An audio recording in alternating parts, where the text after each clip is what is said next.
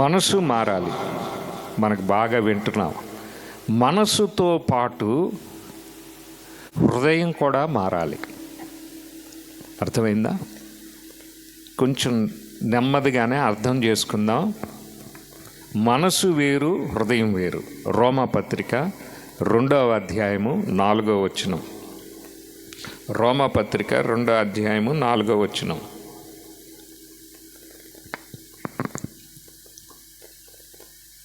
చదువుతారా?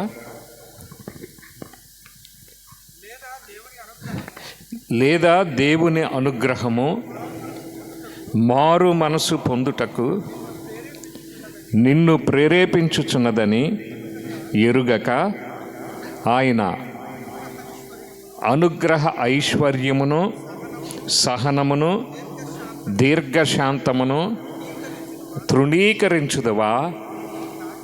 నీ కాఠిన్యమును మార్పు పొందని నీ హృదయమును అనుసరించి ఉగ్రత దినమందు, అనగా దేవుని న్యాయమైన తీర్పు జరుగు దినమందు నీకు నీవే ఉగ్రతను సమకూర్చుకొనుచున్నావు. అయ్యా, మైక్ సెట్ వాళ్ళు ఎవరండి? ఒక్కసారి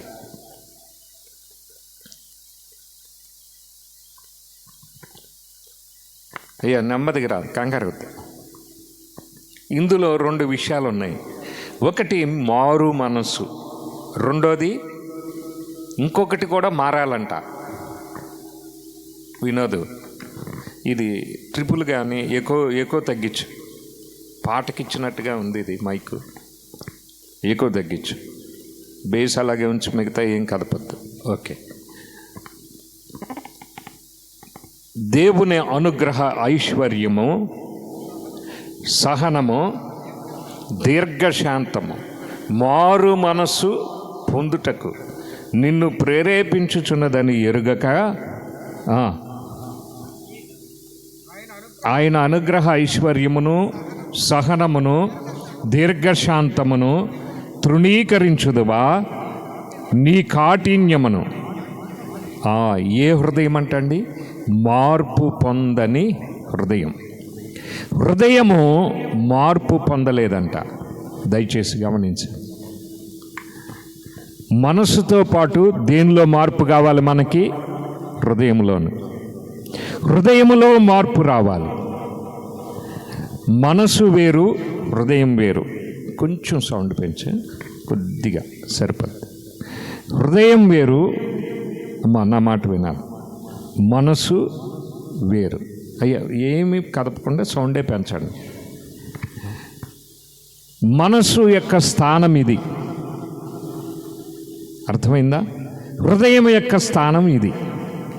హృదయం వేరు. ఇది ఇక్కడ హృదయం, మనసు ఇక్కడ. అయ్యా, కొంచెం ఇందాక ఏదో కొద్దిగా అడ్జస్ట్ చేయండి. మీకు బాగానే ఉందా? బయటికి ఎక్కువ కానీ ట్రిపుల్ కానీ వద్దు. రీవెర్బ్ వస్తే స్పీడ్గా మాట్లాడలేము. అది తగ్గించండి, సరిపోద్ది. సౌండ్ మాత్రమే పెంచితే సరిపోద్ది. ట్రిపుల్ పెంచితే ఇక్కడిక్కడే తిరుగుతుంది వాయిస్. పాటకు బాగుంటుంది, మాటకు బాగోదు. ఏమయ్యారు వీళ్ళు? అయ్యా, మందేనా? కొంచెం తగ్గి కాస్త అడ్జస్ట్ చేయి. ఒక్క నిమిషం, కంగారు పడకుండా. రీవెర్బ్ రాకూడదు. ఇందాక పెట్టావు కదా బేస్ పెట్టి, ట్రిపుల్ తగ్గించి బేస్ పెట్టి. దయచేసి గమనించండి. అలా ఉంచు, అలా వదిలి. దయచేసి గమనించండి. మనస్సులో మార్పు రావాలి. రెండవది హృదయములో మార్పు రావాలి. మనస్సు ఏం చేస్తుందంటే జ్ఞాపక శక్తి, ఆలోచన, ప్లాను, పథకం ఇవన్నీ మనస్సు చేస్తుంది. హృదయం ఏం చేస్తుంది అని అంటే, హృదయం అమ్మా ఇక్కడ హృదయం స్పందిస్తుంది. బాధ, కష్టం, నష్టం ఇవన్నీ తెలుస్తాయి. జాలి, దయ అన్నీ హృదయంలో ఉంటాయి. అంతేకాదు, ఈ హృదయంలో ఉండకూడనివి కూడా కొన్ని ఉంటాయి. మనసు ఆలోచన, చిన్నప్పుడు విషయాలు అడిగితే చెప్తుంది మనసు. మనకి ఏమేం జరిగిందో అడిగితే చెప్తుంది. అయ్యా, వాయిస్ డెప్త్ కావాలి నాకు కొంచెం. దీన్ని ఏదో అరుణ కొద్దిగా చూడు.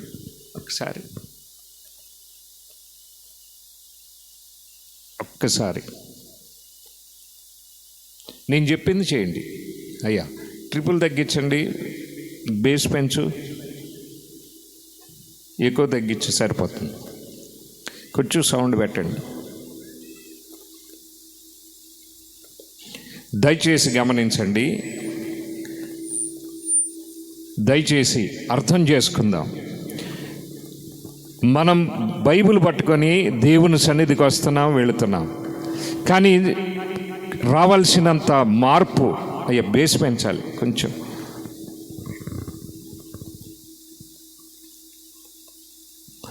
దయచేసి గమనించండి, మన హృదయంలో మార్పు వచ్చిందా లేదా?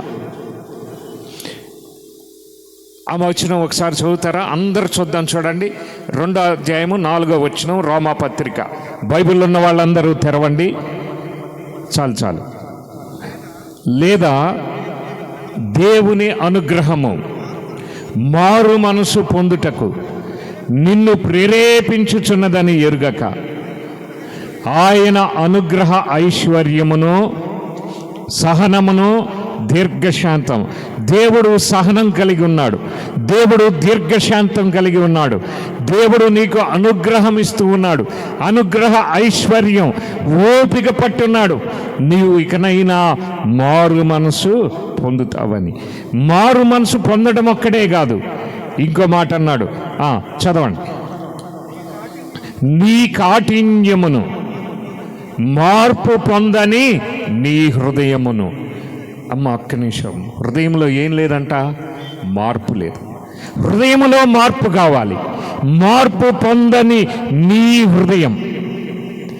ఎంతకాలం దేవుని సన్నిధికి వచ్చినా హృదయంలో మార్పు లేదంట.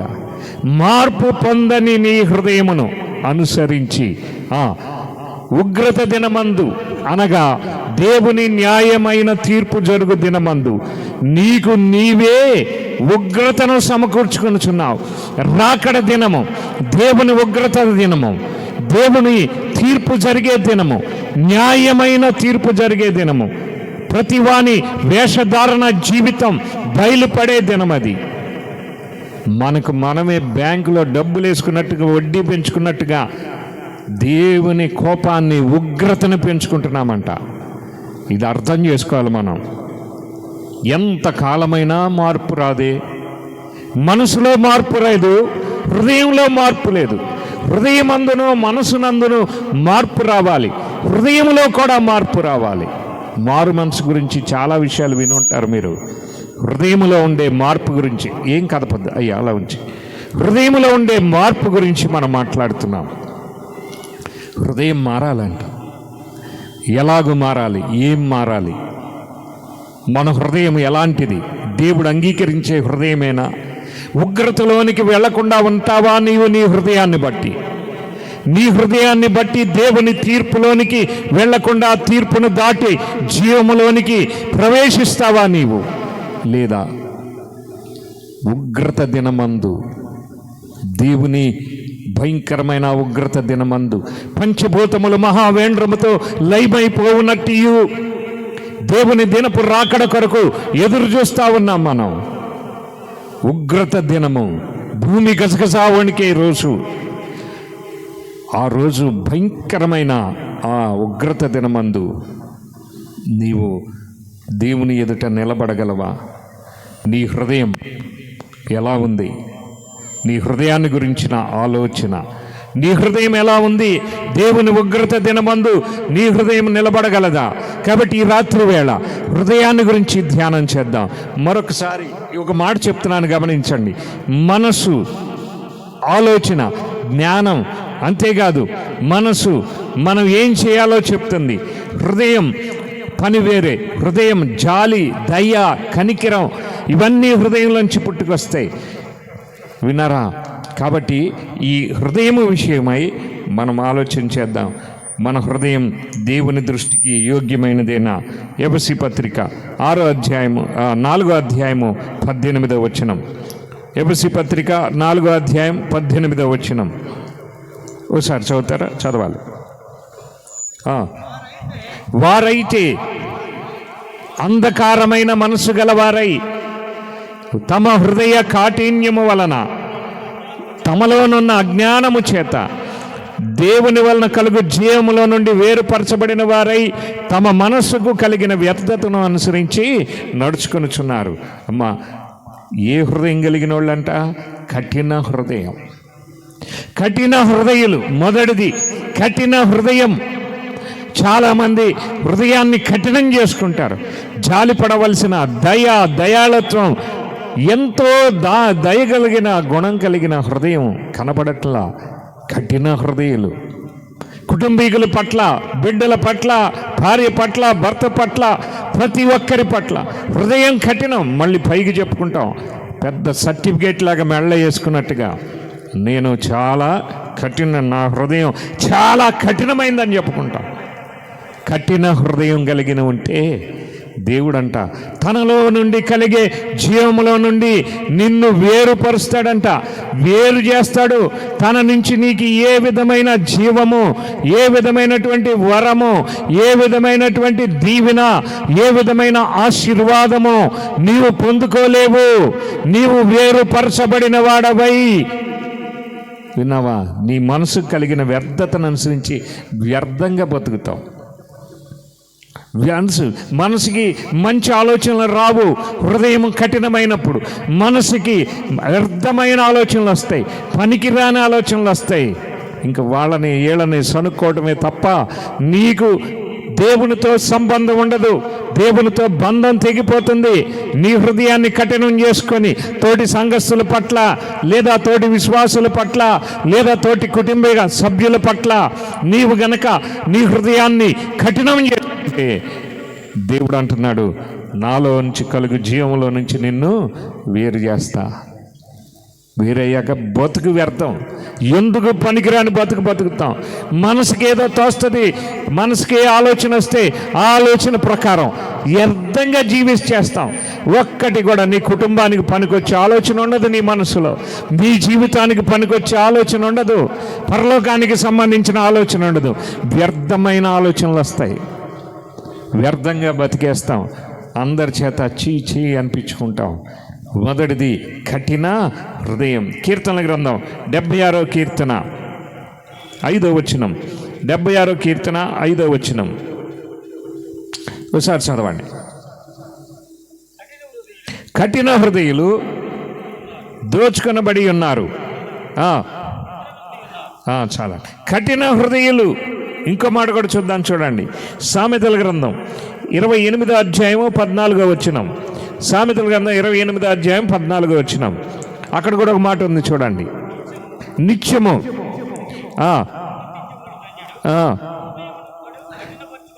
హృదయమును కఠినపరుచుకున్నవాడు కీడులో పడును. అమ్మ, దయచేసి గమనించండి. హృదయాన్ని కఠినం చేసుకుంటే, పిల్లలు కూడా చెప్తుంటారు అదేదో పెద్ద క్వాలిఫికేషన్ లాగా, ఏమని? నా హృదయం కఠినం. కఠిన హృదయులు కీడులో పడతారు. ఇందాక మనం చదువుతున్నాం, కఠిన హృదయులు దోచుకొనబడతారు. మనం పెద్ద కఠినత్వం కలిగిన వాళ్ళం అనుకుంటాం, కానీ మనం దోచుకోబడతామంట. అన్ని విధాలుగా, ఆర్థికంగా అన్ని విధాలుగా నష్టపోతావు. నువ్వు దోచుకొనబడతావు. కఠిన హృదయులు. మీరు గమనించాలి, కఠిన హృదయం కలిగిన వారు ఆలోచించాలి. నీ హృదయం మారాలి. మార్పు పొందని నీ హృదయం. దేవుని నమ్మావు, బైబిల్ పట్టుకున్నావు, మందిరానికి వచ్చావు, కూటానికి వచ్చావు, ఆరాధనకు వచ్చావు. కఠిన హృదయం మారిందా లేదా? కఠిన హృదయం కనికిరము కలిగిన హృదయంగా మార్పు చెందిందా లేదా? ఇంకా మారకుండా అలాగే ఉందా కఠిన హృదయంగానే? నువ్వు కీడులో పడతావు, జాగ్రత్త. నువ్వు దోచుకోబడతావు, జాగ్రత్త. హెచ్చరించబడుతున్నాయి. ఈ మాట మీరు గమనించాలి. యెషయా గ్రంథం 46వ అధ్యాయము 12వ వచనం. యెషయా గ్రంథం 46వ అధ్యాయము 12వ వచనం. ఆ మాట కూడా చదవండి ఒక్కసారి. కఠిన హృదయులై, అయ్యా నీటికి దూరముగా ఉన్నవారులారా,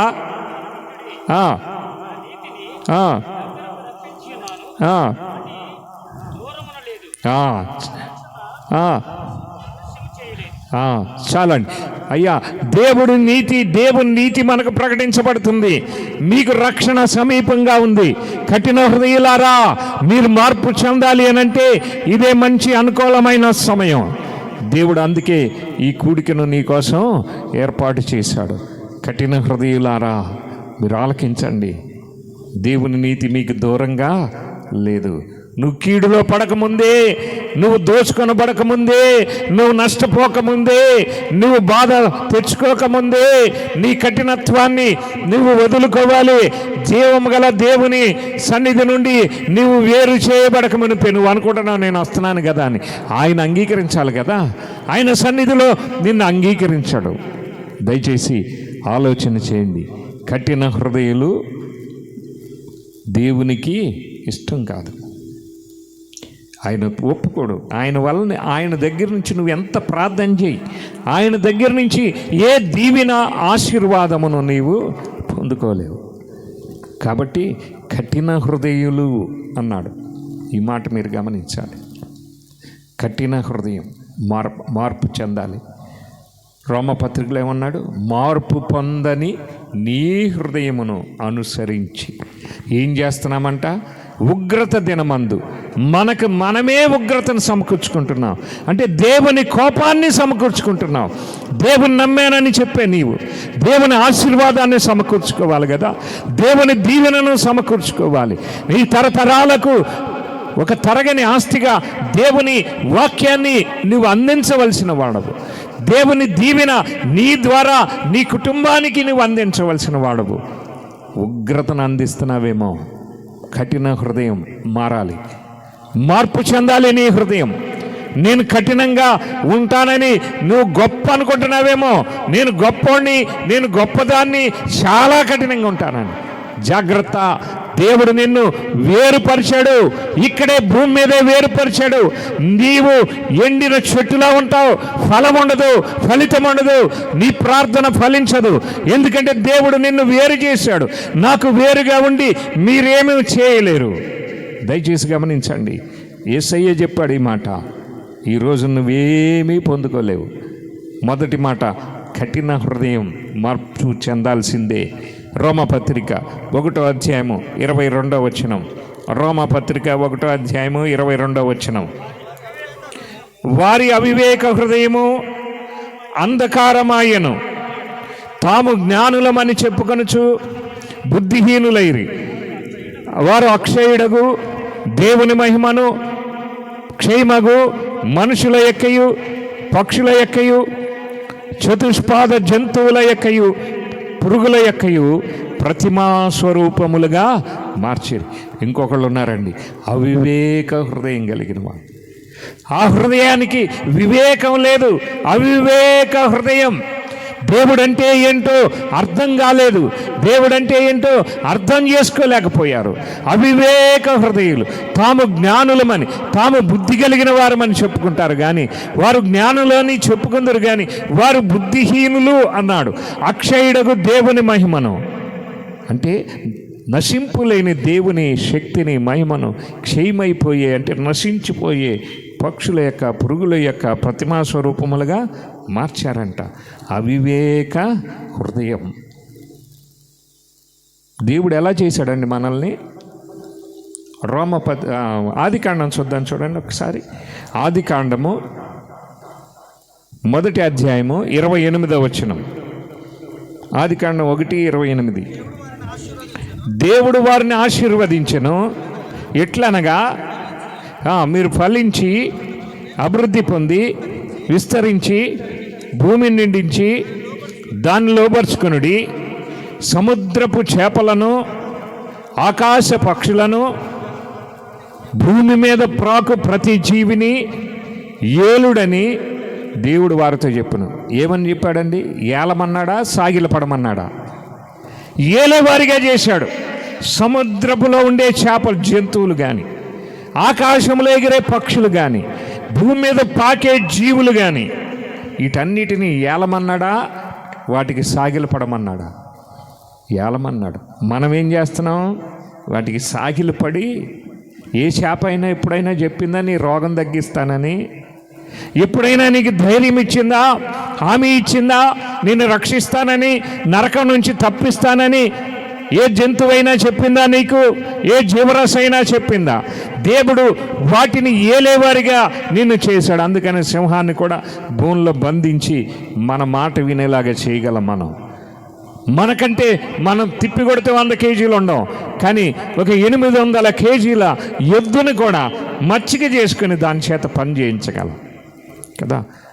ఏలేవాడిగా దేవుడు మనల్ని చేస్తే అవివేక హృదయులు ఏం చేశారంట? అవివేక హృదయులు తాము జ్ఞానులమని చెప్పుకొనచ్చు బుద్ధిహీనులై ఆ యొక్క ఏ జంతువులనైతే ఏలమని దేవుడు చెప్పాడో ఆ జంతువుల యొక్క ప్రతిమా స్వరూపములను, వాటి యొక్క ఆకారాలను చేసుకుని వాటికి సాగిలపడ్డారట. దేవుడేమో పరలోకం నుంచి పిలుస్తున్నాడు, భూదిగంత నివాసులారా నా వైపు చూసి రక్షణ పొందుడి, దేవుడను నేనే, మరి ఏ దేవుడునో లేడు. దేవుడు పరలోకం నుండి పిలుస్తున్నాడు, మనమేమో వీటికి సాగిలపడి రక్షించమని అడుగుతూ ఉన్నాం. అందుకని ఏ హృదయం అంట? అవివేక హృదయం. చాలామంది ప్రార్థనకు వస్తారు, మళ్ళీ ఇలాంటి చోట సాగిలు పట్టడానికి వెళుతూ ఉంటారు. అవివేక హృదయం మారాలి, మార్పు చెందాలి. రాకడ సమీపంగా ఉంది, రాకడ సూచనలు నెరవేరుతున్నాయి. ప్రపంచం 3వ ప్రపంచ యుద్ధం వైపు పరిగెడతా ఉంది. దేవుని ఉగ్రత దినం రాబోతూ ఉంది. ఒకవేళ గనక ప్రభు ఈ క్షణమే వస్తే పరిశుద్ధులైన వారు, విశ్వాసులైన వారు, దేవుడు చెప్పిన విధంగా జీవించిన వారు పరలోకానికి కొనుక్కోబడితే ఆయన ఉగ్రత దినము భూమి మీద ఉంటుంది, శ్రమల కాలం. అప్పుడు విడవబడావా, నీ పరిస్థితి భయంకరం. కాబట్టి హృదయం విషయమై చాలా జాగ్రత్తగా నువ్వు ఆలోచించాలి. సామెతల గ్రంథం 12వ అధ్యాయము 23వ వచనం. సామెతల గ్రంథం 12వ అధ్యాయము 23వ వచనం. ఒకసారి చదవండి, ఆ మాట చదవండి.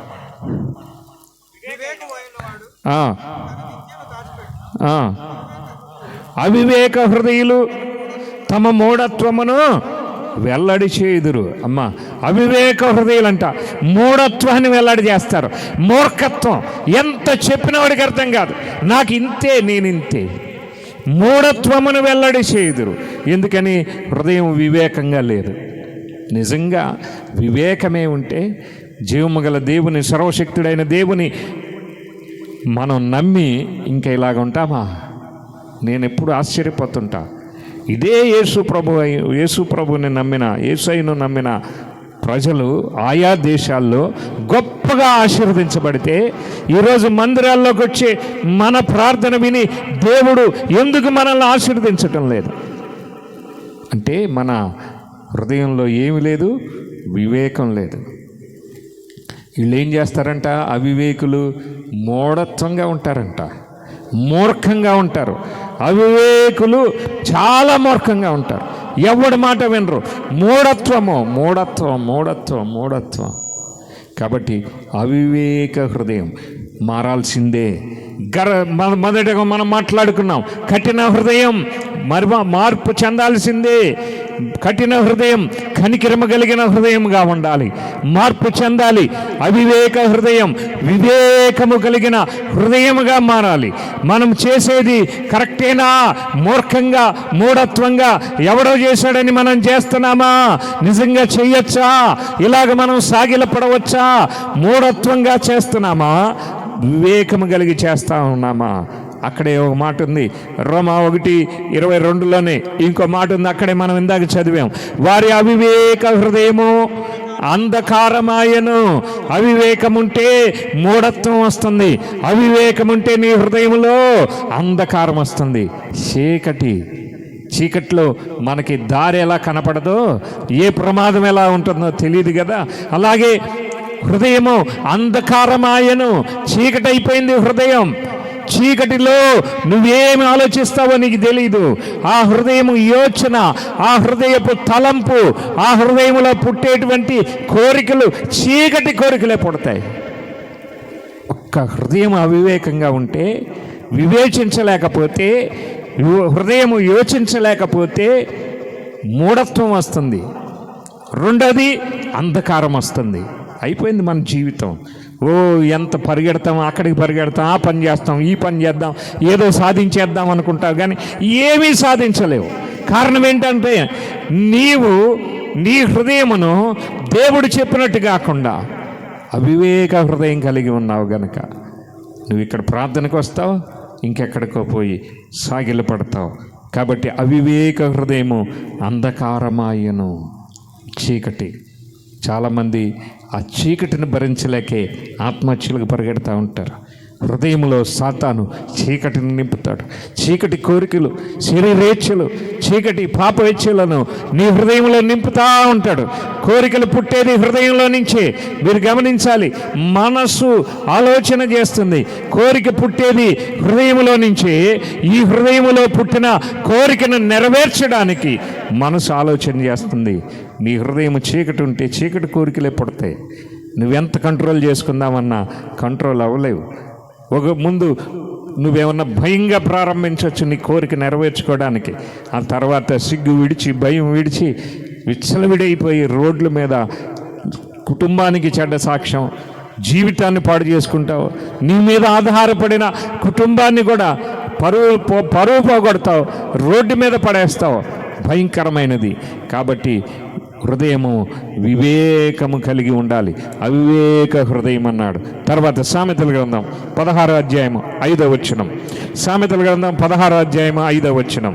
ఈ మాట చూద్దాం, చూడండి. గర్వ హృదయులందరూ యెహోవాకు హేయులు,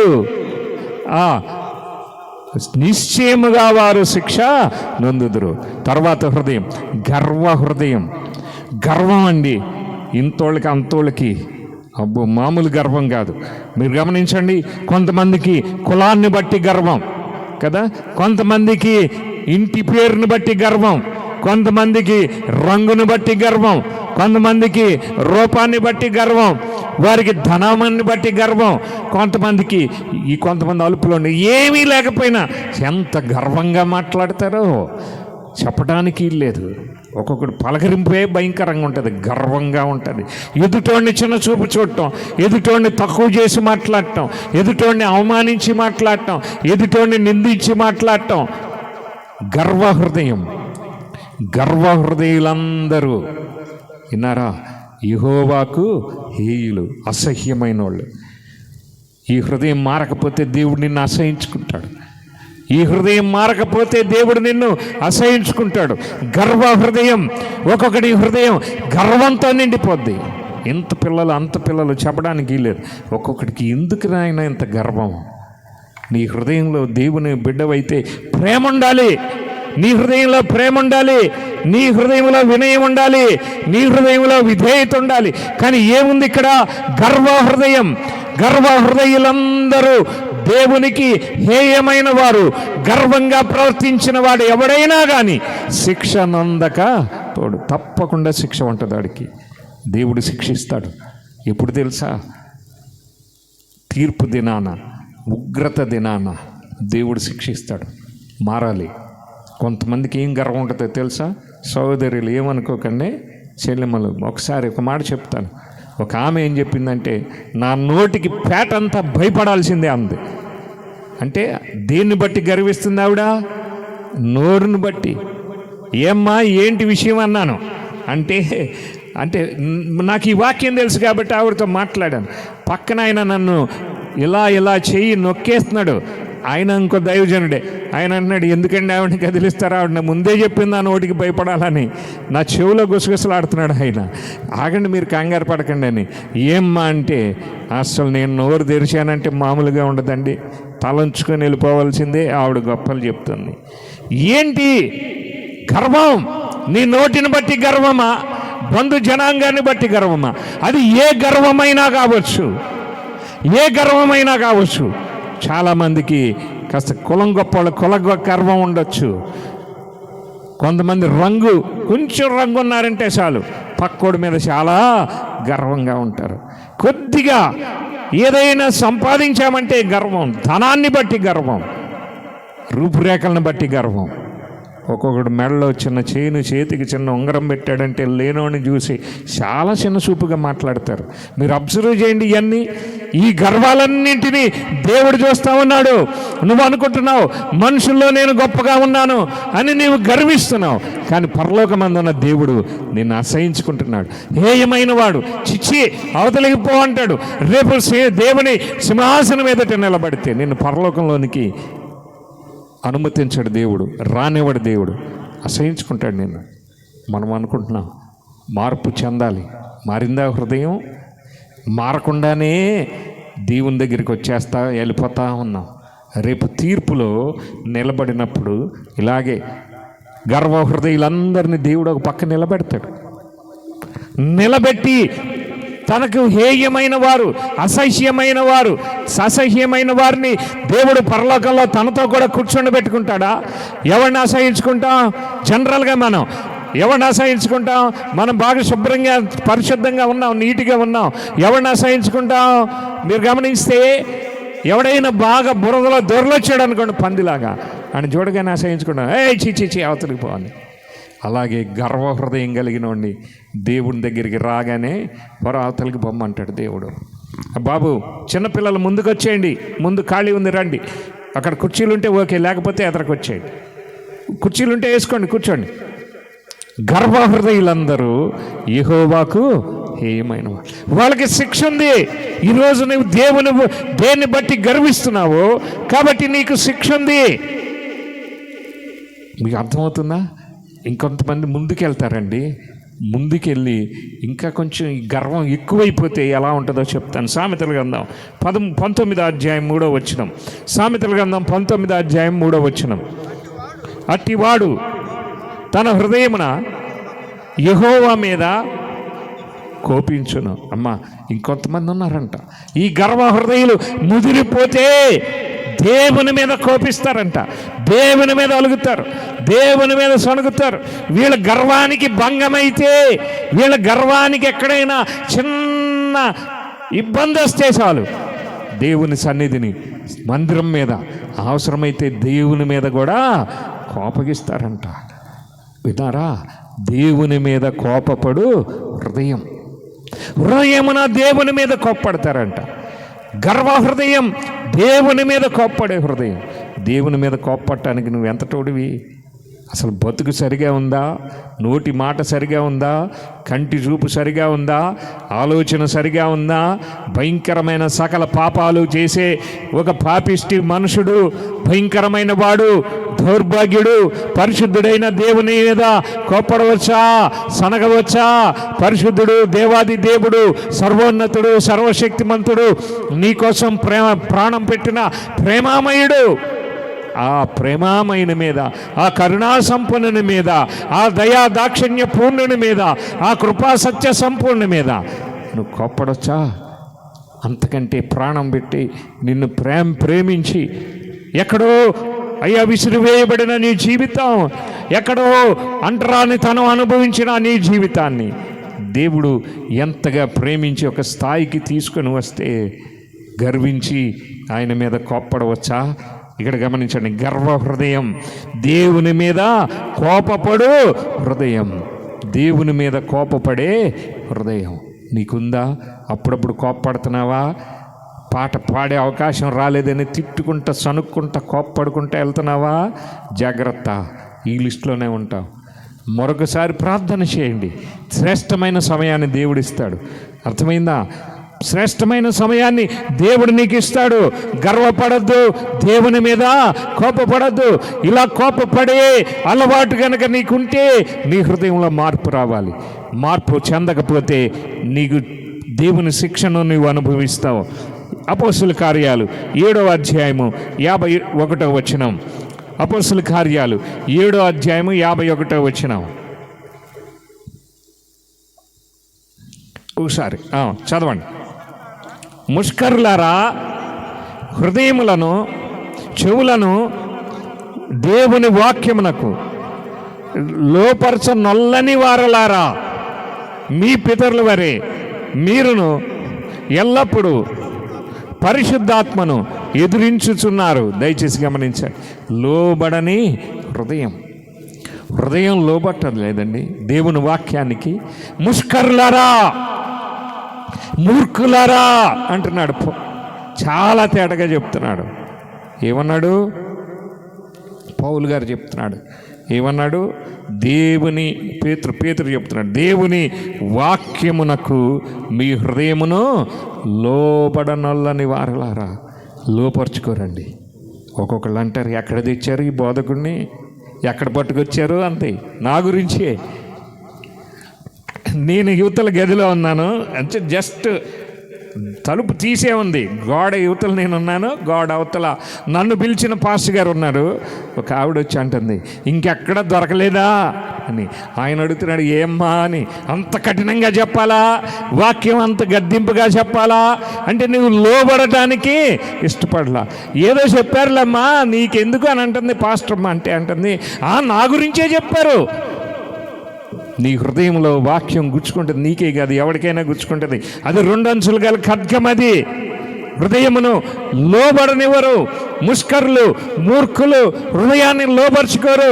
ఎవరో చెప్పారనుకుంటారు, మాకేం తెలుస్తుంది మీ గురించి?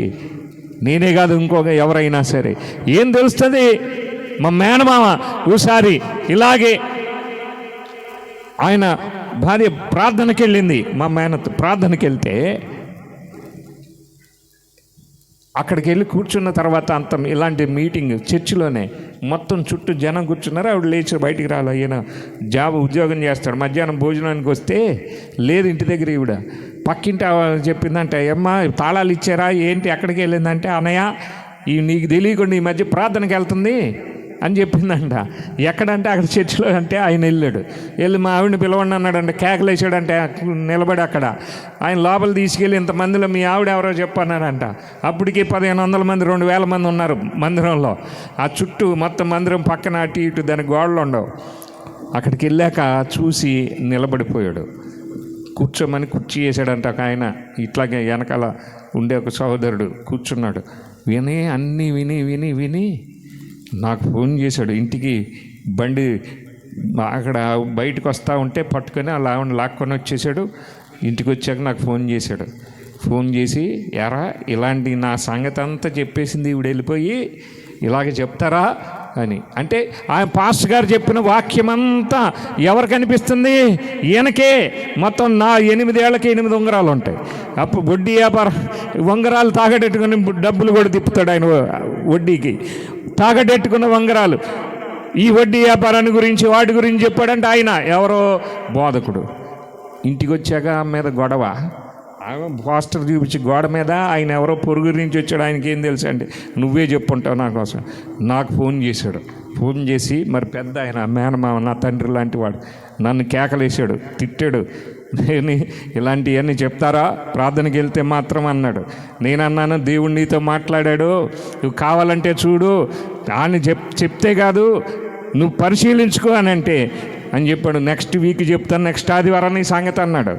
నేను దేవుని నమ్ముకున్న కొత్తలో ఇది అన్నాడు, నీ సంగతి నెక్స్ట్ వీక్ చెప్తానన్నాడు. బస్సు ఎక్కాడు. ఆదివారం రాగానే బస్సు ఎక్కి 80 కిలోమీటర్లు ప్రయాణం చేసి వెళ్ళాడు. 80 కిలోమీటర్ల తర్వాత ఆ టౌన్లో దిగాడు, వెళ్ళిపోయాడు. మచిలీపట్నం వెళ్ళాడు. మచిలీపట్నంలో చర్చిలోకి వెళ్ళి కూర్చున్నాడంట. కూర్చుంటే ఎక్కడైతే వాక్యం విన్నాడో సేమ్ అలాంటి వాక్యమే మళ్ళీ మొదలైంది. ఆ పాస్టర్ గారు ఇంకా మేలంట. ఈ పాస్టర్ గారు ఇంకా భయంకరంగా, బుద్ధి లేదా వడ్డీ వ్యాపారం చేస్తావా అన్నాడంట డైరెక్ట్గా. అనగానే గుండెలు అవిసిపోయినాయి. ఉంగరాలన్నీ తీసి కర్చీపులో మూటగట్టి జేబులో పెట్టుకున్నాడంట.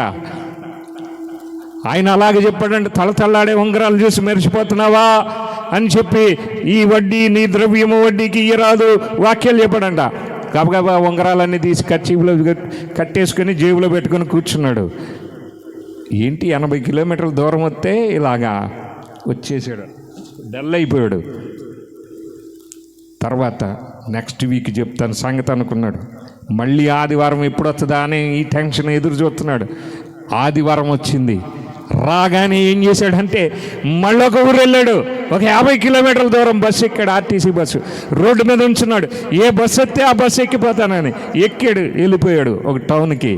అక్కడికి వెళ్ళి మళ్ళీ చర్చ్ ఎత్తుక్కొని అక్కడికి వెళ్ళి కూర్చున్నాడు చర్చిలో.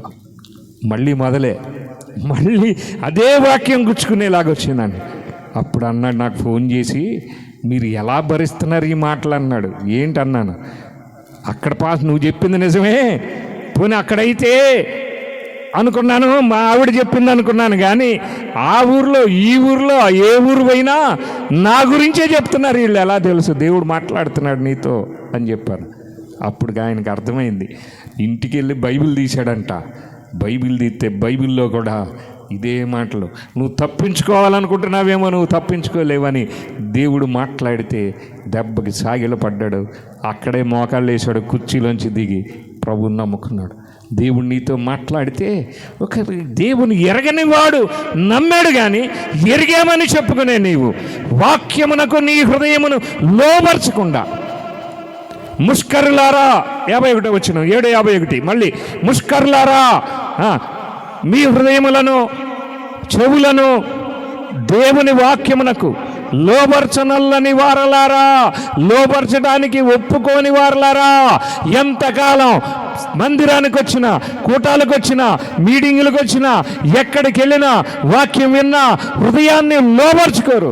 అవును, దేవుడు నన్నే హెచ్చరించాడు, నన్ను క్షమించు ప్రభువా, ఇక మీదట నీ కొరకు జీవిస్తాననే మాట తీర్మానం చేశాడు. నీ హృదయానికి తగిలిందా వాక్యం, అంతే. వెంటనే ముఖం మార్చుకుంటాం. కయ్యూను చిన్నబుచ్చుకున్నట్టుగా.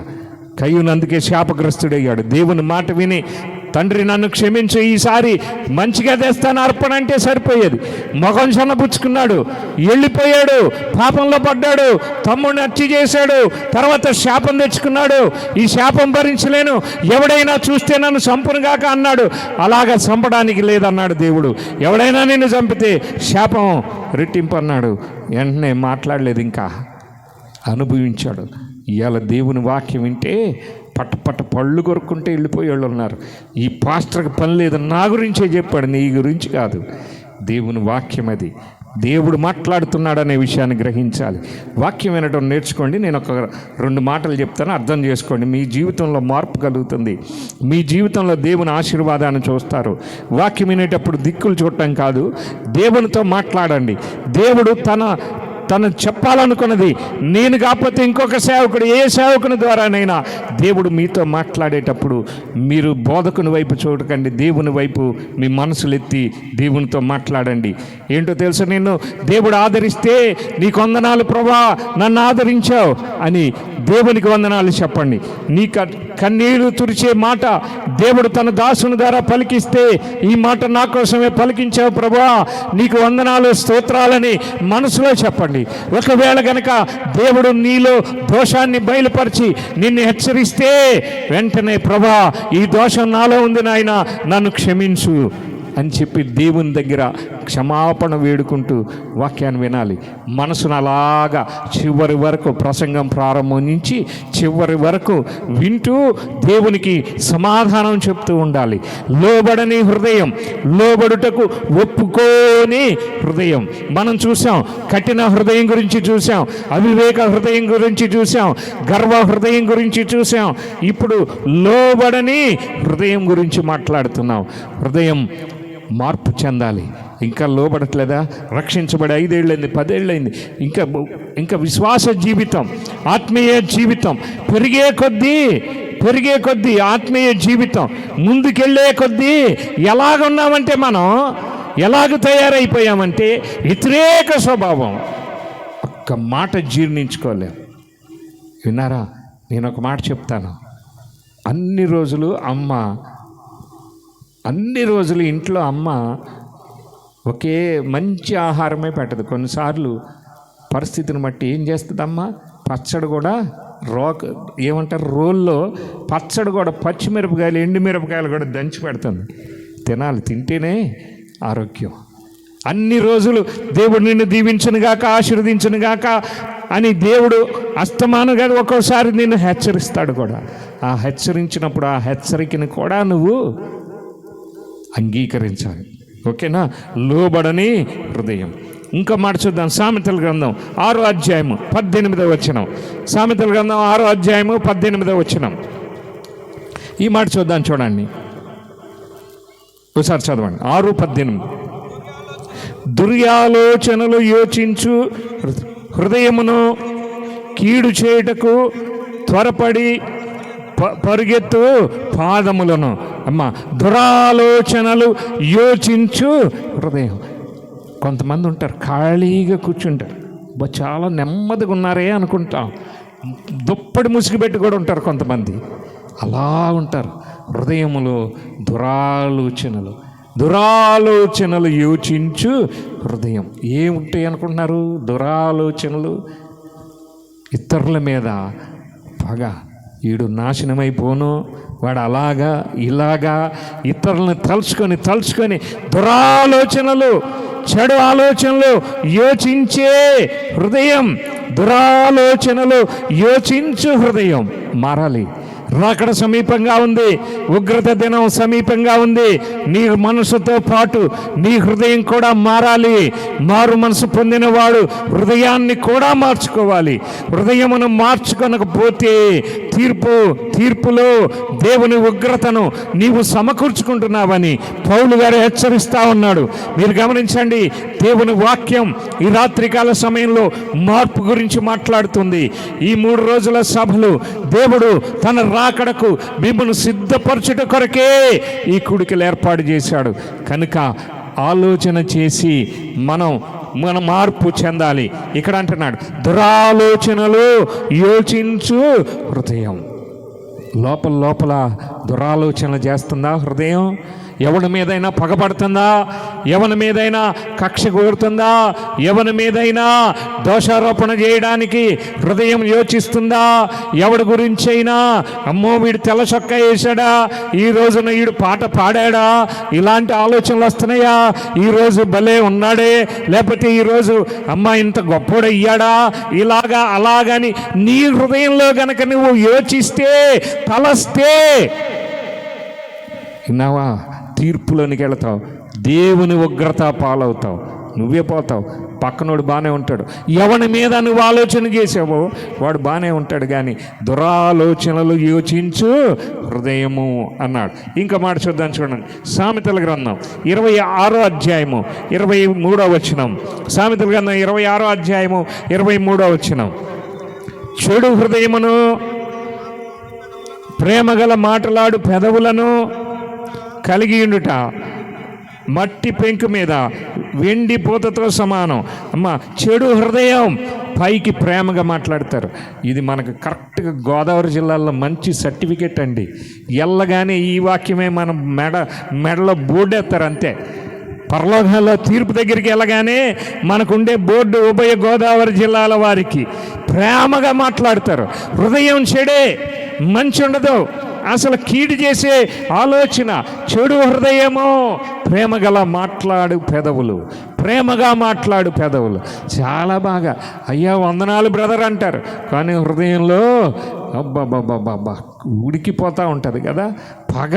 హృదయంలో నాశనాన్ని కోరుతూ ఉంది, హృదయంలో చెడును కోరుతూ ఉంది. పైకి ఎట్లున్నారు? ప్రేమగా మాట్లాడుతున్నారు. చెడిపోయిన హృదయం, కుళ్ళిపోయిన హృదయం. ఏదైనా చెడిపోతే మీరు గమనించాలి. ఇంట్లో అన్నం వండుకున్నాం, తిన్నాం, తెల్లారి 2వ రోజు అయింది, 3వ రోజు అయింది, తినే ఆహార పదార్థమే అది చెడిపోతే ఏమవుతుంది? చెడు వాసన వస్తుంది, కుళ్ళిపోతుంది. ఆ గదిలోకి వెళ్ళలేం, దాన్ని తీసుకెళ్ళి గిన్నెతో సహా బయట ఇసిరేయాలనిపిస్తుంది. అలాగా నీ హృదయం చెడిపోతే దేవునికి ఆ హృదయంలో నుండి చెడు వాసన, కుళ్ళు కంపు, దాన్ని దేవుడు పరలోకంలో తనతో కూడా ఉంచుకోడు. మీరు గమనించాలి. నీలో గర్వం ఉన్నా, నీ హృదయం కఠినంగా ఉన్నా, నీ హృదయం అవివేకంలో ఉన్నా, నీ హృదయం అంధకారంలో ఉన్నా, దేవుడు పరలోకంలో తనతో కూడా ఉంచుకోడు. గమనించండి. అందుకే అంటున్నాడు, నీ హృదయము మారాలి. ఇది లోపల విషయం కదా, మనకు తెలీదు. ఇప్పుడు అందరూ బాగానే ఉన్నామంటారు కదా. ఒకసారి ఒక ఆయన బాగానే ఉన్నానంటున్నాడు, కొంచెం ఆయాసపడుతుంటే డాక్టర్ గారి దగ్గరికి నాకు ఫోన్ చేస్తే తీసుకెళ్ళండి అమ్మా అంటే, అబ్బాయి నేను బాగున్నానని దెబ్బలాడుతున్నాడు.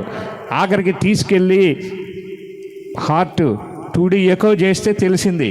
అప్పటికే గుండెలు అక్కడక్కడ బ్లాక్స్ ఉన్నాయి. వెంటనే స్టెంట్ వేయాలని వేశారు. ఎక్స్రే దగ్గరికి వెళ్ళిన తర్వాత, స్కానింగ్ దగ్గరికి వెళ్ళిన తర్వాత కానీ మన జబ్బేంటో బయటపడదు. లోపల మనం దాచుకున్న గుండె ఉంది కదా, హృదయం ఉంది కదా, ఎలాగైతే శారీరకంగా జబ్బులు స్కానింగ్లో బయటపడతాయో, మనం దేవుని ఎదుట, తీర్పు ఎదుట, మనం దేవుని సింహాసనం ఎదుట, అంటే క్రీస్తు న్యాయపీఠం ఎదుట నిలబడగానే మన హృదయం ఎలాంటిదో బయలుపరచబడుతుంది.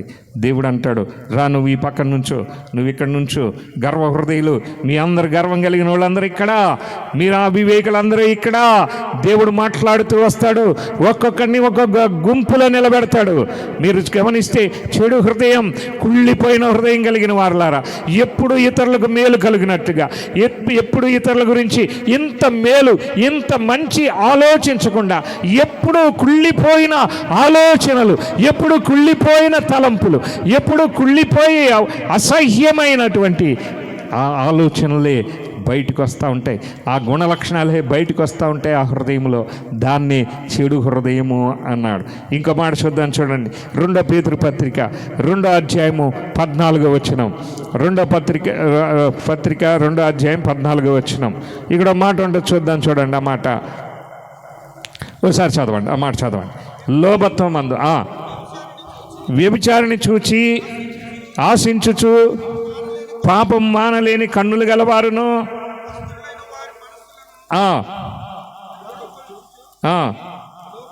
లోభత్వమందు, మన మాట విందాం, చూడండి. లోభత్వమందు సాధకము చేయబడిన హృదయము గలవారును.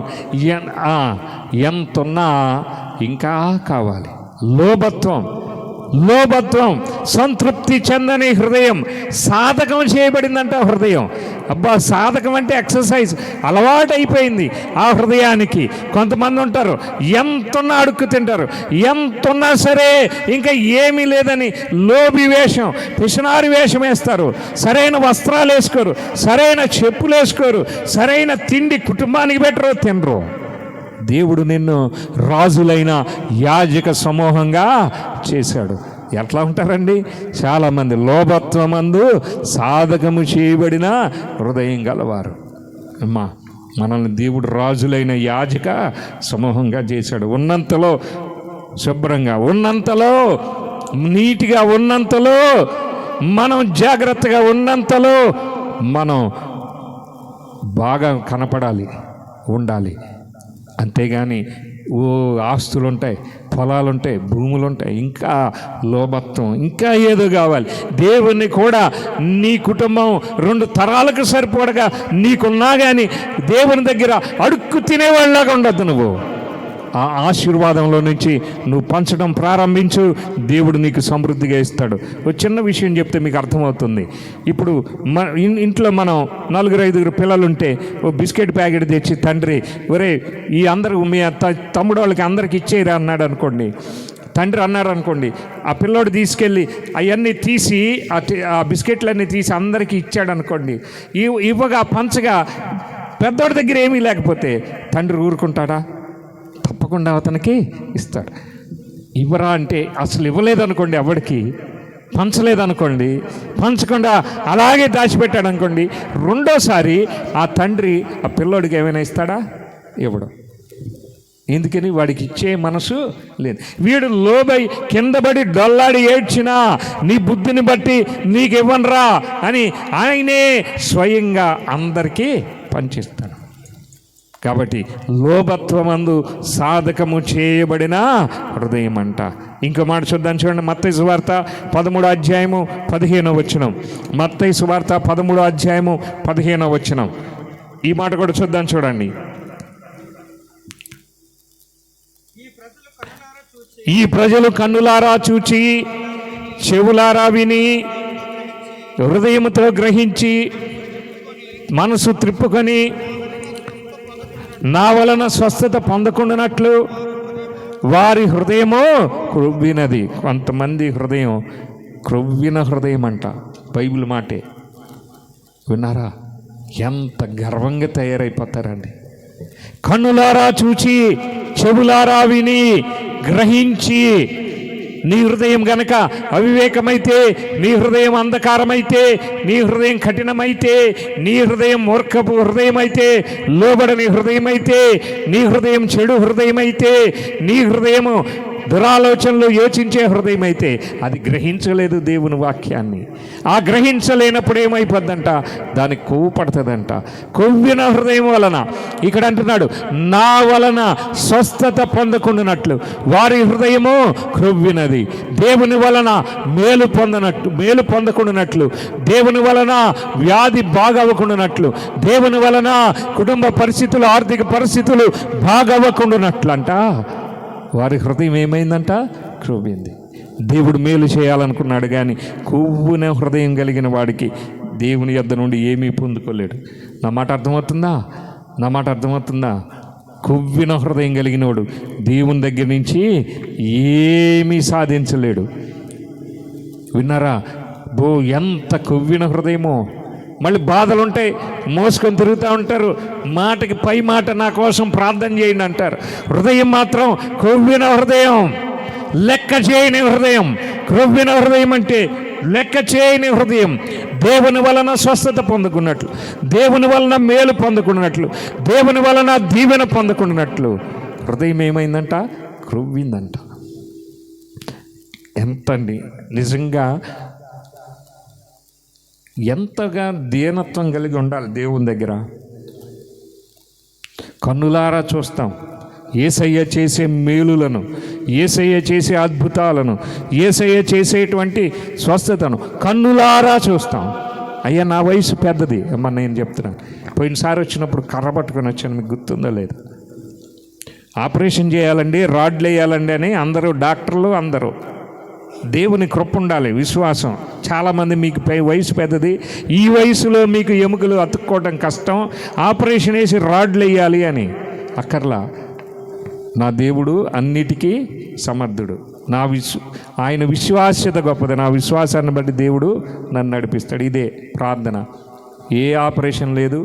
ఈరోజు నడిచి మీ కళ్ళ ముందే వచ్చాను నేను. అర్థమైందా? దేవుని కృప. ఒకవేళ నేను గర్వాంధుడిని అయితే, నా హృదయం కొవ్వబట్టిన హృదయం అయితే, దేవుడు నాకు స్వస్థత ఇవ్వడు, దేవుడు నాకు మేలు చేయడు. మీరు గమనించాలి, ఇక్కడ నువ్వు స్వస్థత పొందకపోవడానికి, నువ్వు మేలు పొందకపోవడానికి నీకు ఆటంకం ఏదో తెలుసా? ఒకటి, విశ్వాసం ఉండాలి, అది ఉండదు. రెండవది, దేవుడు కనికిరపడి నీకు మేలు చేద్దామంటే నీ హృదయం కొవ్విపోయిందంట. కొవ్విన హృదయం కలిగిన వాళ్ళలాగా ఉన్నావు అంటే ఇంకా అది కదలదు, మెదలదు. కొవ్వు పట్టిన హృదయం మామూలుగా చూద్దాం, గుండె వేరు, హృదయం వేరు. కొవ్వు పట్టింది అనుకోండి, ఇంకా అది మాట ఇందా. ఇంకా మనం కూడా పిల్లల్ని ఏమంటాం? మాట విననోడిని ఏమంటాం? కొవ్వు పట్టినోడు అంటాం కదా. కొవ్వు పట్టిందరం మాట వినలేదు అంటాం. జనరల్ వాడుక భాష చెప్తున్నాను, అది చెడ్డ మాట కాదు, కానీ ఒక మాట. అంటే నువ్వు కూడా అలాగ ఉంది నీ హృదయం. దేవుని మాట వినవు, సేవకుని మాట వినవు, వాక్యపు హెచ్చరిక వినవు, మార్పు చెందవు, హృదయం మార్చుకోవు, మనసు మార్చుకోవు, అలవాట్లు మార్చుకోవు, నువ్వు సనగడం గొనగడం మార్చుకోవు. దయచేసి గమనించండి, కొవ్విన హృదయం కలిగినోడు నష్టపోతాడు. ఏం నష్టపోతాడు? మేలులు దేవుని దగ్గర నుంచి నష్టపోతాడు. ఈ హృదయం మారాలి కదా. ఈ హృదయం మారాలా వద్దా? ఈ హృదయం మారాలి. సామెతల గ్రంథం 23వ అధ్యాయము 17వ వచనం. సామెతల గ్రంథం 23వ అధ్యాయం 17వ వచనం ఒకసారి చదువుతారా?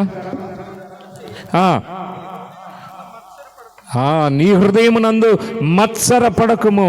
అంటే మత్సరం అంటే కుళ్ళు పడద్దు. మత్సరం అంటే కుళ్ళు. ఎవరిని చూసంట? పాపులను చూసి నీ హృదయమున మత్సర పడకము. నిత్యము యెహోవా యందు భయభక్తులు కలిగి ఉండుము. దయచేసి గమనించండి. అబ్బా వాడు భలే ఎంజాయ్ చేస్తున్నాడని నేను ప్రార్థన బైబిల్ మా నాన్న మా అమ్మ చెప్పారు, ఏదో ఆవేశంలో బాప్తిసం పొందేశాను, ఇప్పుడు ఏం చేయడానికి లేదు, ఎక్కడికి వెళ్ళడానికి లేదని హృదయంలో కుళ్ళిపోతున్నావా? అయ్యో నా తోటోడు సినిమాకి వెళ్ళిపోయాడు, ఆడు అక్కడ తిరుగుతున్నాడు, ఇక్కడ తిరుగుతున్నాడు, అక్కడికి వెళ్ళాడు, ఇక్కడికి వెళ్ళాడని నువ్వు కుళ్ళిపోతున్నావా? నీ రక్షణ సరైందా కాదా చూసుకోవాలి. ఒక విషయం గమనించాలి, ఇక్కడ నువ్వు కుళ్ళిపోతే, మత్సరపడితే, హృదయం కుళ్ళిపోతే, అంటే అసూయ పడితే, ఇతరుల మీద మత్సరం, లేదా ఎవడైనా పాట పాడిన వాని మీద నువ్వు మత్సరపడుతున్నావా, లేకపోతే నీకంటే భక్తి కలిగిన వాని మీద మత్సరపడుతున్నావా, లేదా వాడెవడో లోకానుసారంగా జీవిస్తున్నాడని పాపం పట్ల నువ్వు మత్సరపడుతున్నావేమో. జాగ్రత్త. హృదయం మత్సరపడే హృదయం ఉందేమో నీలో. ఏ హృదయం ఉంది? ఈరోజు నీకు నువ్వే స్కానింగ్ చేసుకోవాలి. ఈ వాక్యపు వెలుగులో ఏ వాక్యపు చెప్పిన మాటలు నీలో ఉన్నాయో, నీది ఏ హృదయమో ప్రభు దగ్గర చెప్పాలి. ప్రభా, నేను పలానా హృదయం కలిగి ఉన్నానయ్యా, నన్ను క్షమించమని అడగాలి. నా హృదయాన్ని నేను మార్చుకుంటానని చెప్పాలి. నువ్వు హృదయము భయంకరమైనది. ఒక మాట ఉంది కదా, ఏమని? ఘోరమైనది. మనకు ఆ వాక్యం వచ్చు కాబట్టి అది ఎంతవరకు టచ్ చేయకుండా అని చెప్తున్నాను. ఈ మాట గమనించండి. వ్యాధి అయిపోయింది, కుళ్ళిపోయిన హృదయం, మత్సరపడి దానికి వచ్చిన వ్యాధులు ఏంటి? ఇప్పుడు మనం చెప్పుకున్నాం. ఒక హృదయానికి ఘోరమైన వ్యాధి కలిగింది కదా, గర్వ వ్యాధి, మత్సర వ్యాధి, చెడు వ్యాధి, ఇంకేంటి అంధకార వ్యాధి, ఇంకా కఠిన వ్యాధి, లోభత్వపు వ్యాధి, రకరకాల వ్యాధులు వచ్చేసినాయి కదా. నీ హృదయం కూడా అలాగా వ్యాధిగ్రస్తమైపోయిందేమో, క్రొవ్విపోయిందేమో. దేవుడు అందుకనే అంటున్నాడు, అమ్మ రాకడ సమీపంగా ఉంది. నీ హృదయం మార్పు చెందాలి, నీ హృదయం మార్పు చెందాలి. నీ హృదయం మార్పు చెందకపోతే ఉగ్రత దినమందు, అనగా దేవుని న్యాయమైన తీర్పు జరుగు దినమందు నీకు నీవే దేవుని కోపాన్ని రెట్టింపు చేసుకుంటున్నావు, ఉగ్రతను సమకూర్చుకుంటున్నావు. ఎంత హెచ్చరించినా, ఎంత దేవుడు మాట్లాడినా, ఎన్ని కూటాలకు వెళ్ళినా, ఎన్ని ప్రసంగాలన్నా, ఎంతమంది నీకు బుద్ధి చెప్పినా, ఎంతమంది నిన్ను బతిమలాడినా, ఎన్నిసార్లు దేవుడు తన సేవకుని ద్వారా నిన్ను ప్రేమతో హెచ్చరించినా మార్పు పొందని నీ హృదయం. అది ఎలాంటిది అంటే, పూర్వం మనం మిషనరీస్ ఉండేవాళ్ళు. ఒక ఆమె తల మీద, ముసలామె, కూరగాయలు బుట్ట పెట్టుకొని వెళతా ఉందంట. పాపం జాలిపడి పెద్ద ఆవిడని బస్సు ఎక్కించుకున్నారు వాళ్ళు. అదే వాళ్ళు వ్యాన్ లాంటిది. ఎక్కిన తర్వాత సీట్లో కూర్చుంది, కానీ ఈ కూరగాయల బుట్ట కింద పెట్టవచ్చు కదా, పెట్టలావిడ తల మీదే పెట్టి కూర్చుందంట. ప్రయోజనం ఉందా? ఆ బరువుని దింపుదామని వాళ్ళు, కానీ తల మీదే పెట్టి కూర్చుందంట ఆ బస్సులో. అంతకంటే అజ్ఞానం ఉందా? దేవుని నమ్మాం, కానీ ఈ హృదయం ఏంటి? ఇప్పుడు ఉదాహరణ చెప్తాను, చూడండి. ఎవరికైనా షుగర్ వచ్చింది, ఎక్కడైనా పుండు వచ్చింది, కాలు కనుక్కుందాం. డాక్టర్ గారు ఏం చెప్తాడు? అది కుళ్ళింది నాయనా, నీ ఏలు తీసేయాలంటే అబ్బే వద్దండి ఉంచమంటాడా? ఏ షుగర్ పేషెంట్ అయినా ఏం చెప్తాడు? తీసేయండి. ఎందుకని? ఉంచితే అదేమవుద్ది? శరీరం అంతా పాకి తొందరగా చచ్చిపోతారు. కాబట్టి షుగర్ వచ్చి కుళ్ళిపోయినది, వేలైతే వేలు, కాలు అయితే కాలు తీసేయండి అని చెప్తారు కదా, తీసేయించుకుంటారు. ఎందుకని? ఉండకూడదు. మరి నీ హృదయం పరలోకానికి యోగ్యంగా లేదు, నీ హృదయం పరలోకానికి యోగ్యమైనదిగా లేదు. నీ హృదయంలో మార్పు రావాలా వద్దా? నీ హృదయంలో మార్పు ఉండాలా వద్దా? ఒకసారి మొదట మనం చదివిన మూలవాక్యాన్ని మళ్ళీ చదువుదాం. రోమపత్రిక 2వ అధ్యాయము 4వ వచనం. ఆ మాట మరొకసారి చదవండి.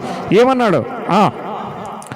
దేవుని అనుగ్రహము మారు మనసు పొందుటకు నిన్ను ప్రేరేపించుచున్నదని ఎరుగక, ఆయన అనుగ్రహ ఐశ్వర్యమును, సహనమును, దీర్ఘశాంతమును తృణీకరించదవా? నీ కాఠిన్యమును మార్పు పొందని నీ హృదయమును అనుసరించి ఉగ్రత దినమందు, అనగా దేవుని న్యాయమైన తీర్పు దినము జరుగు దినమందు నీకు నీవే ఉగ్రతను సమకూర్చుకుంటున్నావు. మార్పు పొందని హృదయం. మారు మనసు పొందారు, హృదయములో కూడా మార్పు రావాల్సిందే. రాకపోతే ఎలాగండి? మన హృదయం గురించి ఆలోచించట్లా. ఎప్పుడు మన మనసు హృదయం మన గురించి మనం ఆలోచించుకుందాం. ఈ రాత్రి వేళ ఎప్పుడు పక్కింటి వాళ్ళ గురించి ఆలోచిస్తాం, ఎప్పుడు ఎదురింటి వాళ్ళ గురించి ఆలోచిస్తాం. ఈ హృదయం మనసు చేసే పని ఏంటో తెలుసా? ఆడెవడో మనకు సంబంధం లేదు, కానీ ఆ సెలబ్రిటీ పెళ్లి చేసుకున్నాడా, విడాకులు అయిపోయినాయా మనకు కావాలి, ఇంకెవడో పదవులు వచ్చినాయా లేదా మనకు కావాలి, ఏ సీరియల్ యాక్టర్ల సంగతో మనకు కావాలి, ఏ సినిమా యాక్టర్ల సంగతో మనకి కావాలి. కానీ మన బతుకేంటి అని ఎప్పుడైనా ఆలోచించుకున్నావా? మనం పరలోకం వెళ్తామా ఆలోచించుకున్నావా? ఏ రోజైనా ఆలోచించావా? మన గురించి మనకి చింత అస్సలు కదా. చాలామంది ఆ సీరియల్ చూసి ఎడుతూ ఉంటారు టీవీల ముందు కూర్చొని. నేను చాలామందిని చూశాను. నేను ఒక ఆమె కేకలేస్తుంది. మేము రోడ్డు మీద గృహ దర్శనాలకు వెళ్తూ ఉంటే ఒక ఆమె కేకలేస్తుంది, రే బయటికి వెళ్ళండి అని. ఏంటా అని, ఏమన్నా గొడవ ఏంటా అని. అప్పుడు గేట్ తీసుంది, లోపల గుమ్మం కూడా తలుపు కూడా తీసుంది, నుంచొని చూస్తున్నాం. 2 అడుగులు లోపలికి వేసాం. ఏమ్మా ఏంటనంటే, ఏమీ లేదు, సీరియల్లోనంట సాడ్ న్యూస్ అంట, పెళ్ళాగిపోయింది. ఏడ్చేస్తున్నారు వీళ్ళు. ఏడ్చిన వాళ్ళు కళ్ళు నీళ్ళు వస్తాయి. కళ్ళు నీళ్ళు వస్తే ముఖ్యమంటది, నీకే తెలుసా ఏడవడం నాకు తెలియదా అంటది కదా అని. అదేం చేసింది, అది కూడా కళ్ళ నీళ్ళు తుడుచుకుంటే పోతుంది. ఇది కాదు కదా, వీళ్ళు బయటికి వెళ్తే ఏమైపోద్దానని. అందుకే పాపం ఇంటి ఆవిడ అంటుంది, వీళ్ళందరూ పక్కింటి నుంచి అక్కడి నుంచి ఇక్కడి నుంచి వచ్చి సీరియల్ చూస్తున్నారు. బయటికి నడవండి అని తిడతా ఉంది ఆవిడ. వీళ్ళు ఏం చేస్తున్నారు అక్కడే. మళ్ళీ ఇప్పుడు ఆవిడ గదంతా ఏం చేయాలి, కడుక్కోవాలి. అంత అసహ్యమైన బతుకైనా బతుకుతాం. కానీ మన సీరియల్ సంగతి ఏంటి, మన బతుకు సంగతి ఏంటి? రేపొద్దున క్రీస్తు న్యాయపీఠం ఎదుట నిలబడినప్పుడు మన పరిస్థితి ఏంటి? ఎప్పుడైనా ఆలోచించారా? ఏ రోజైనా ఒక్కసారి తలంచారా? ఇబ్బే పక్కోడుగా సంగతే కావాలి. అది కల్పన కథని తెలుసు, ఎవడో రాశాడని తెలుసు. అందులో నేను ఎప్పుడు చెప్పే ఒక మాట, పొడుచుకుంటే రంగు నీళ్ళు వస్తే రక్తం కాదని. ఈ ఛానల్లో చచ్చిపోయినాడు పక్క ఛానల్లో బతుకుంటాడని తెలుసు. అయినా టీవీ ముందు కూర్చొని ఏడుస్తూ ఉంటారు. నీ హృదయం సంగతి ఏంటి? నువ్వు పరలోకం వెళ్తావా లేదా? రేపు తీర్పు దేవుడు తీసుకెళ్ళి నరకంలో ఎత్తే నీ పరిస్థితి ఏంటి? మీరు చూడండి, దొంగోడు ఏమనుకుంటాడు తెలుసా? నేను చాలా తెలివైన అనుకుంటాడు. ఇప్పుడు ఆడపిల్లల మెడలో చైన్లు లాక్కొని పోతూ ఉంటారు. వాడు అనుకుంటాడు, నా అంత స్పీడ్గా బండి ఎవడు నడపలేడు, నేను ఇంత చిటికలో ఇలా చిటికేసే లోపల నేను లాక్కుపోతాను అనుకుంటాడు. వీడికి తెలియని విషయం ఏంటో తెలుసా? వీడు చేస్తాడు 10-20 దొంగతనాలు చేస్తాడు. వెనకాలే డిపార్ట్మెంట్ వారు ఎత్తుక్కొని వస్తారు. వచ్చి ఏం చేస్తారో తెలుసా? ఏదో రోజు వీడిని పట్టుకుంటారు, వీడిని చితక్ కొడతారు, తలకాయ కింద కాళ్ళు పైకి పెట్టి చితక్ కొడతారు. కొట్టగానే వీడు ఏమైంది, ఎక్కడెక్కడ దొంగతనం చేశాడో అవి తీసుకెళ్ళి ఎవడికి అమ్మాడో చెప్తాడు. మళ్ళీ అవన్నీ తీసుకొచ్చి బంగారపు గొలుసులన్నీ తెచ్చి ఓ బోర్డు మీద అవన్నీ గుచ్చి వాడిని కింద కూర్చోబెట్టి ఈ దొంగతనాలన్నీ చేసినోడు ఈడే. మళ్ళీ తీసుకుపోయి వాడిని ఎక్కడేస్తారు? జైల్లో వేస్తారు. వీడు మనుషుల్లో బతకడానికి పనికిరాడు. ఒకే రూము, చిన్న రూము, ఆ పక్కనే వీడు ఇలా పడుకుంటే ఆ పక్కనే లాబరేటరీ బేషన్ ఉంటుంది అన్నమాట. మలమూత్ర విసర్జన అక్కడే, వాడు తినేది అక్కడే, వాడు పడుకునేది అక్కడే. అప్పుడు కానీ వీడికి తెలియదు, చిచ్చి ఈ బతుకెందుకు రా, ఎందుకు చేసాము ఈ పని అని కదా. అసలు మనం స్కూల్లోనే చూపించాలండి అవన్నీ, స్కూల్ స్టడీస్లోనే. మనకిక్కడ మన ఇష్టం అనుకుంటాం. రేపొద్దున దేవుని తీర్పులోనికి వెళ్ళాక పోలీసు వాళ్ళు ఎవడైనా సరే, మీరు చూస్తున్నారు, వాడు ఏ స్థాయిలో ఉన్నా దేశాలను పరిపాలించినా సరే వాడిని తీసుకొని వెళ్ళి జైల్లో పడేస్తూ ఉన్నారు కదా. ఎవడికి తప్పదా శిక్ష? ఒకవేళ భూమి మీద మనుషులు వేసే శిక్షను నువ్వు తప్పించుకోవచ్చేమో కానీ, చట్టాన్ని నువ్వు తప్పించుకోవచ్చేమో కానీ, దేవుడు వేసే శిక్షను నీవు తప్పించుకోలేవు. నీలో మార్పు అనేది రావాలి. ఇంకో మాట చూద్దాం. కాదండి, మేము చాలా క్రమంగానండి దేవుని సన్నిధికి వస్తామండి, మేము బాగా ప్రార్థన చేస్తామండి, ఆరాధన చేస్తామండి అని చెప్తారు. కానీ ఒక మాట చూద్దాం, చూడండి. మత్తయి సువార్త 15వ అధ్యాయము 9వ వచనం. మత్తయి సువార్త 15వ అధ్యాయం 9వ వచనం. ఒకసారి చదువుతారా మాట?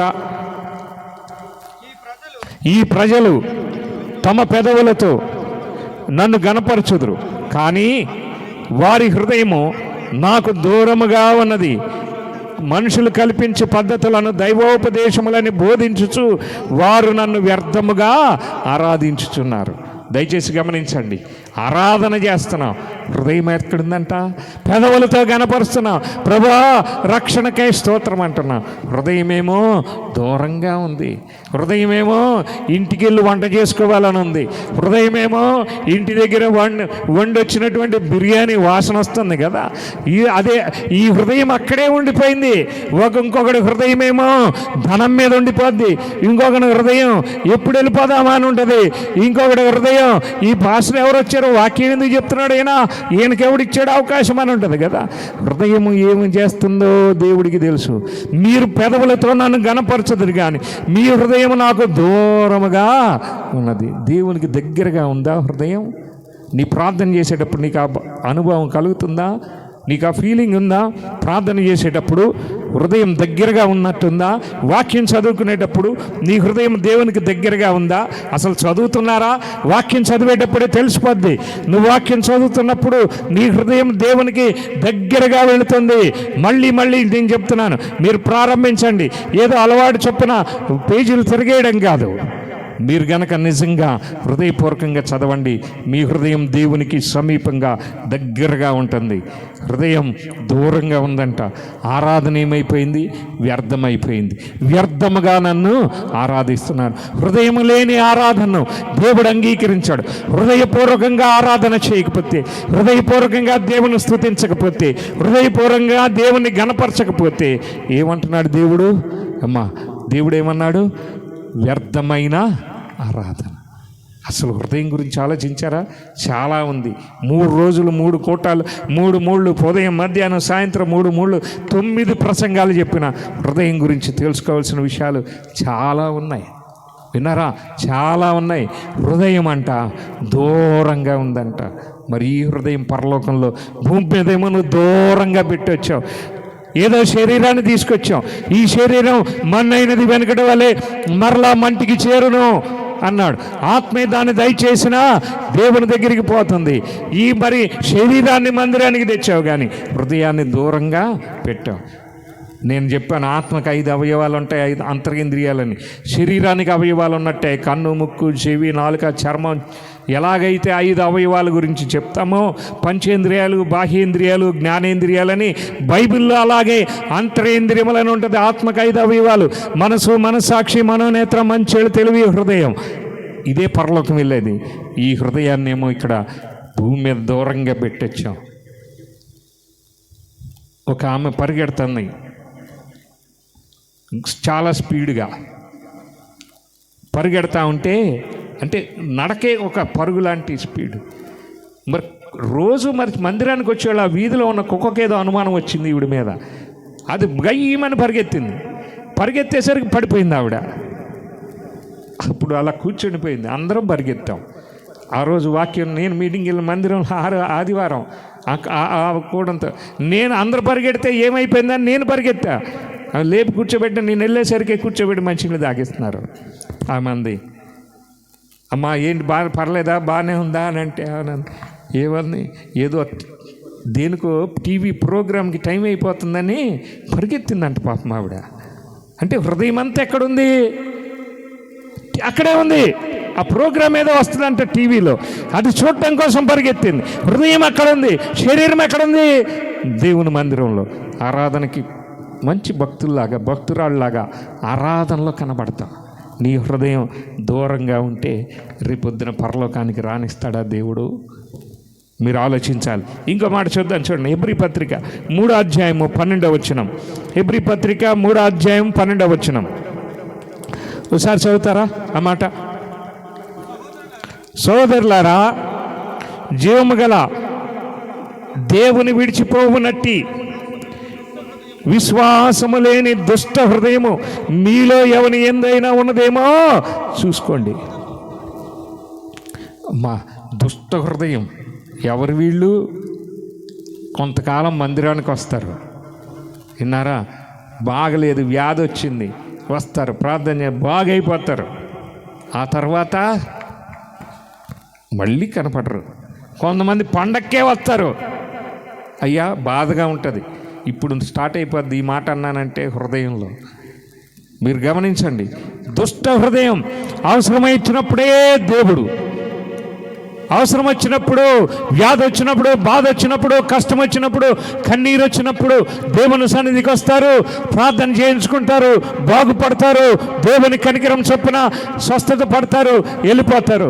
ఆ తర్వాత దేవుని విడిచిపెడతారు. విశ్వాసము లేని దుష్ట హృదయం, ఆ దుష్ట హృదయాన్ని పరలోకంలో కూర్చోబెట్టుకుంటాడా? చెప్పండి. ఈ హృదయాలు కలిగిన వాడు ఎవడైనా పరలోకంలో ఉంటాడా?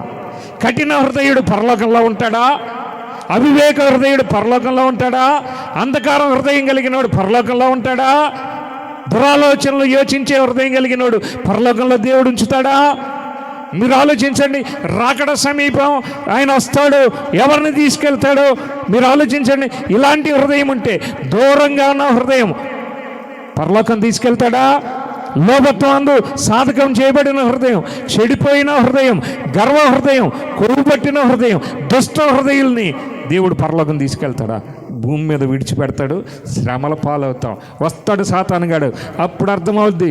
ఆడ 666 ముద్రేసి హింస పెట్టి ఇప్పుడు రేషన్ ఇచ్చినట్టుగా అప్పుడు అన్నీ వాడి చేతిలో ఉంటాయి. అప్పుడు అర్థమవుద్ది విడవబడిన వారికి కలిగే శ్రమలు. ముద్రేస్తాడు, ఎలాగేస్తాడో తెలీదు. పూర్వం అయితే అచ్చులేసేవాళ్ళు, కాల్చి ఇనప గడ్డీలు కాల్చి ఆబోతెద్దులు వేసినట్టుగా అచ్చులు నొసళ్ళ మీద వేసేవాళ్ళు ముద్రలు. తెలుసా మీకు? పూర్వం తాత వయసు ఉన్న వాళ్ళని అడగండి, సుట్ల కాల్చి అంటించేవాళ్ళు నొసల మీద. అట్లాగే ఏ రకమంగా ముద్ర ఎత్తాడో తెలియదు అప్పటికి. విన్నారా? ముద్రేసి నిన్ను పశువు కంటే హీనంగా, బానిసగా నువ్వు విడవబడితే, పరలోకానికి నువ్వు కొనుక్కోబడకపోతే, రాకడలో నువ్వు ఎత్తబడకపోతే ఇదే నీ పరిస్థితి, ఇదే నీ పరిస్థితి. హృదయం మాత్రం మార్చుకోమండి. మీరు ఎన్నైనా చెప్పండి, విన్నారా? పై మాటలు చెప్పండి. వెండి అదే పోత, మట్టి పెంకుకి వెండి పోత, విన్నారా? మట్టి గోడకు గచ్చుపోత, అట్లే చెప్పండి. మాకు మారమని మాత్రం చెప్పకండి. మనకి ఇష్టం ఉండదు, మొఖాలు మాడిపోతాయి, మనం అసలు ఇష్టపడం. మీకు 4 జోకులు, 4 కవ్వింపులు, 4 కథలు, కొంచెం మనకు బుర్రకథలాగా 4 పాటలు ఇవన్నీ చేస్తే, ఎంటర్టైన్ చేస్తే, ఆహా ఏం ప్రశ్న, నాకు మీ మెప్పేమీ అవసరంలా, మీ మెప్ప నాకు అవసరంలా. ఎందుకో తెలుసా? మిమ్మల్ని మెప్పించడానికి బోధ చేయట్లా. మీరు పరలోకంలో దేవునితో కూడా యుగ యుగాలు జీవించడానికి, మీరు ఆకలి దప్పులు లేని వారై, వ్యాధి బాధలు లేని వారై, ఏడ్పైన దుఃఖమైన వేదనైనా లేని వారై, ప్రతి కన్నీటి బాష్ప బిందువు తుడిచివేయబడి పరలోకంలో యుగ యుగాలు దేవునితో కూడా కలిసి జీవించు వారిగా చేయడం కొరకే ఈ కూడికల ఏర్పాటు అరుణ్ చేశాడు. మేము మాట్లాడేది కూడా అందుకే. ఒక్క ఆత్మ అయినా పరలోకంలోనికి చేరాలి, పరిపూర్ణంగా దేవుడు ఇష్టపడే ఆత్మగా, దేవుడు అంగీకరించే ఆత్మగా ఉండాలి అనంటే హృదయంలో మార్పు రావాలి. ఎంతకాలం మార్పు ఉంటుంది హృదయం? ఎంతకాలం మార్పు లేని హృదయంగా ఉంటుంది? అందుకనే దేవుడు అన్నాడు, చాలా భయంకరమైన ఘోరమైన వ్యాధి కలిగింది హృదయం, అన్నింటికంటే మోసకరమైనది అన్నాడు. మోసం చేస్తుంది, అది నిన్ను మోసం చేస్తుంది, దేవుణ్ణి మోసం చేస్తూ ఉంది. భక్తులుగా నటిస్తాం, భక్తిరాలుగా ఉంటాం, హృదయం ఎక్కడో దూరంగా ఉంది. హృదయాన్ని తీసుకొని రామే దేవుని సన్నిధికి. ఇక్కడ కూర్చున్నోళ్ళు మనుషులు ఇక్కడే ఉంటారు, మనసు ఎక్కడో ఆలోచిస్తుంటుంది, మన హృదయం ఎక్కడికో వెళ్ళిపోతూ ఉంటుంది. హృదయం మనసు పక్కవాడి మీదకి వెళ్ళిపోతూ ఉంటుంది. పక్కన ఎవరున్నారు ఏం నేను అనుకో